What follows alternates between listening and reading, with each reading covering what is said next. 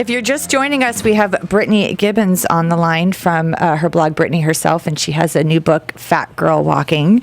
So, Brittany, I have a question for you. I saw the post that you wrote on your blog about your appearance on Dr. Oz. Yeah.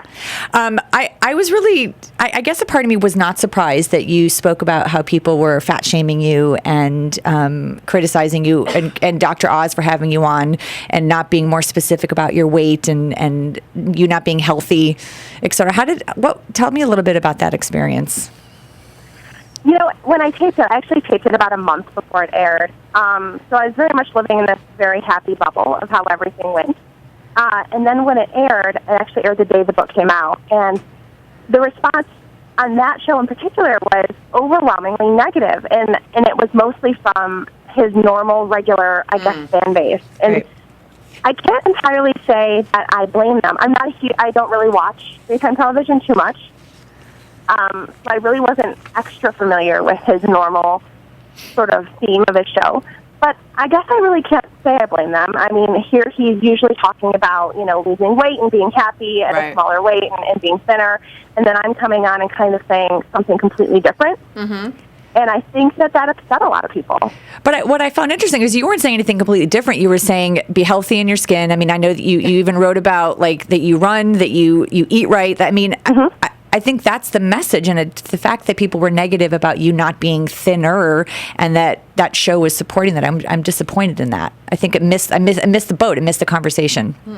But I think I absolutely agree with you. I think it's your position. I right now am probably 40 pounds overweight. So your position is rare because I'm not comfortable. Like I do not have a positive relationship with food. We are not friends, or we're lovers, and we break up, and it's. And then you get more lovers. Yeah. So I think that sometimes when people aren't feeling good about themselves, good one, Kim. Yeah. When people aren't feeling good about themselves, and you stand up and you say, "But I feel comfortable in my own skin," they're confused by it. But do you feel this pressure to stay where you are? I mean, are you, first of all, happy where you are no matter what weight? Yeah, I mean, I think what's important is I'm in a weight that I feel comfortable at. I'm in a very comfortable weight right now. My jeans fit me, and that's great. And that's basically what I go by in terms of weight. And like I said, I'm really healthy. I think what people struggle with is they're not used to seeing somebody who is heavier than them being really happy and okay in their body. And because they're not, their immediate reaction to that is to put an end to it, to sort of make them feel better. Mm-hmm. And I think it's a very kind of just inherent selfish thing that we do to each other, especially women. Have you always been this comfortable? Was no. it? Okay. No. So where did that change? It probably began about 5 years ago. I'm definitely always have been right around the same size, but I was miserable. I never left the house. I had 3 kids and lived in yoga pants and was very, very unhappy. And I had a daughter after having 2 boys, and she looked just like me, and she started to act just like me towards the body. And that really was unsettling and upsetting to me because I just couldn't kind of sentence her to this life of hating herself and being so miserable in all parts of her body. So I just began to really fake it, completely made it up, like, no, I'm beautiful. I feel great. I look wonderful. And the weird part is it just sort of began to work. Do you think that, there are realistic role models in our media and in our society for people like your daughter besides yourself? I mean, do you think that there's a healthy place for your daughter to look besides you? I think that there are becoming more places for girls to look, which I think is neat. I think the realm of celebrity is expanding outside of, say, an actress or that sort of sector of people, and I think that that's really exciting. I think that what's really amazing, especially about the internet in general, is we're kind of having a rise of the everyday person that people can look up to. And my daughter, there's a YouTube star named Heather Trask who she's just obsessed with, who's an 18-year-old girl who's got a gorgeous curvy body and sings her heart out. So I think it's neat that I'm able to sort of introduce her to different people of all sizes and sort of show them how brilliant they are. Well, it's interesting. I'm totally blanking on her name right now. Micah Molly. Melissa McCarthy. Okay, so Melissa McCarthy, right? Everyone talks about how heavy she is and, all the roles that she How have you found love and success when you're so fat? Right. That's the way they treat her. But now she's losing weight, and so now that's a big issue. And so do you feel, I think that's where you were starting to say before, like, do you feel the pressure now, Brittany, to stay the weight you are because you've created a following and a book and a brand? It's your brand. And do you feel like you have to maintain? And what happens if you dropped weight unexpectedly or purposefully? I guess I feel really honored that I get to maintain my current weight, which is kind of a big relief for me. I sort of thought for a while, like, as I moved into different sectors, like playing more in sort of traditional media, like in publishing, and even if it goes into TV, would I have to lose weight? And I think one of the great parts of my job is I started myself so that I don't have to. But I really sort of push a message that is not plus-size exclusive. I think this is really a gender women's issue across the board. And, I appreciate all body sizes. I've been a lot of them. I'm currently really, really happy in this one. So I haven't felt the pressure to sort of stay or leave my current size, which I think is a good thing so far. And it's fantastic because I think that a lot of people, like Kim was saying, you drop weight and then all of a sudden it's like there's more criticism, so it's all about being comfortable where you are. And I think that when a celebrity becomes that spokesperson and you become the spokesperson, then people get angry when they no longer identify with you, so you're just saying, for sure. be exactly who you are. Especially, when you have the heavier stars that suddenly drop everything. And then they're putting out fashion lines. Right. Well, we have to go to. None of these clothes will fit me. So exactly. But we have to go to break. But to find Brittany's book, Fat Girl Walking, go to our website, broadscast.com. Brittany, thank you so much. Brittany Gibbons, thank you, Brittany herself. Thanks for joining us so much. So coming up, 2 words: fat sex. How can you not tune in to hear more about that? We're taking your call, 661-298-547, here Broadscast on KHTS Hometown Station. We are back. Welcome. So we do this Periscope thing. So Periscope up. Hi.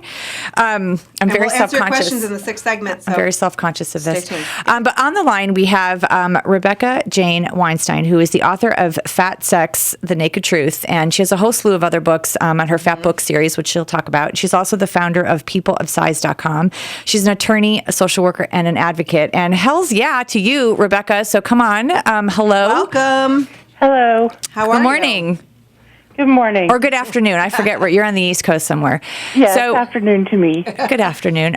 Thanks for coming, Rebecca. I want to know why you got into this writing and stuff, but I'm uncomfortable sometimes talking about, like, when we just had Brittany on, like, a Fat Girl Walking, fat sex. I was raised that was derogatory, and that I feel bad. I feel like I'm being negative and offensive. Does that strike a nerve with you, or are you trying to own that word and reshape what it means? Well, I do talk about in the book about the idea of reclaiming the word fat. When I started writing about fatness, I had a lot of trouble with the word fat because I've had a lot of trouble with it my whole life, being a fat person my whole life, and that word being very upsetting to me. It really having horribly negative connotations. And I started getting involved in these issues, and I started to use the word, and after a while, I started to use the word so much that I forgot that other people sometimes are offended by it. But the reason I do use it is because it helps me to not be hurt by it when people use it as a weapon against me. Right. Are there other words that are offensive? Are there things that are offensive to you, so that no matter what you do, it still hits that little girl inside of you that was suffering when you were growing up? For me, it's mostly about context. I think that if somebody uses the word fat to me as in some sort of aggressive and negative way, it still may bother me. I'm more accustomed to the word, but, when people are meaning to attack you, you're probably going to feel attacked. Right. I know that there are people who feel very strongly about the word obesity, that it's, it medicalizes a human being. Right. I think it's a matter of perception and context, and I understand why in a medical setting you would use a medical word. Right. So I don't appreciate that word in casual conversation. Right. Or to tell me what's wrong with me as a person. But I think what people have done was because fat started to become, a negative opinion about another person, they started using obesity because it's a factual, if your BMI or is X amount, then this is a factual number, like you were saying, medical. But at what point of your life, I was listening a little bit, again, and I said this earlier, to the audiobook.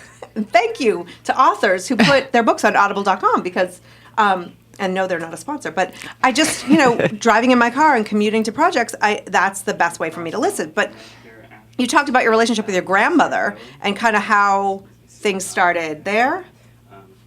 Mm-hmm. And I was in my 40s before I could tolerate the word fat at all. I had gone through a great deal in my life before that started to be comfortable. And I use it, it's not a specific word. It's a word that really indicates how you perceive yourself or someone else perceives you, because a person who is 10% over their so-called ideal body weight may feel fat. Right. Somebody who's 200 pounds over their, is fat. So it's not a word that I use in, if I'm talking about BMIs or clinical issues, I do find the word frustrating because it's so unspecific.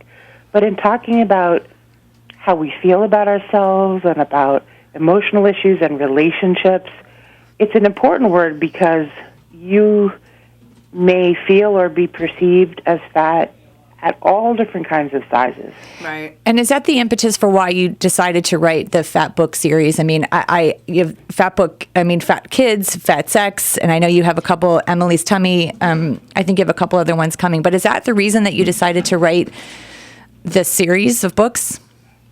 The Fat Sex was the first one I wrote, and of all people, it was my mother's idea. Go, Mom. Gotta love that. Well, I love that you take a word that's often used as an insult, and then you flip it because you say fat sex, and people are like, what? Like Periscope right now, they're right, they're following. You're like, wait a minute, what's happening? So I think we're going to go to a break and we're going to talk more about it. But I want to talk about that visual of people think that not the visual, but that people think if you're overweight, you can't possibly be having great sex in your life. You can't possibly have love and passion and all those things. I mean, it's just, and I also want to talk about the discrimination that happens with people who are overweight. But I think we have to go to break. So Peter's saying, yes, get off the air, ladies. It's time for commercial. We will be right back with Rebecca Jane Weinstein.